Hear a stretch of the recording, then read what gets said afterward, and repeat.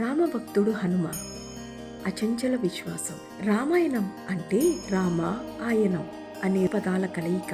అంటే రాముడి ప్రయాణం.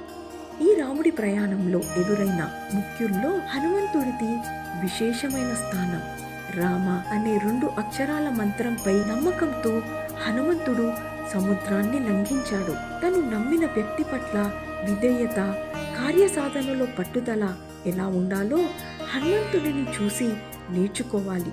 రాముడు హనుమంతుడిని తన సోదరుడిలా భావించి కౌగిలించుకోవడం గొప్ప మనసున్న నాయకుడి నిదర్శనం. భక్తి అంటే అసాధ్యాన్ని సుసాధ్యం చేయవచ్చు అని ఈ బంధం నిరూపిస్తుంది. రాముడి స్థాపించిన రామరాజ్యం అంటే ఏమిటి? నేటి సమాజానికి అది ఎందుకు అవసరం? నెక్స్ట్ ఎపిసోడ్లో చూద్దాం.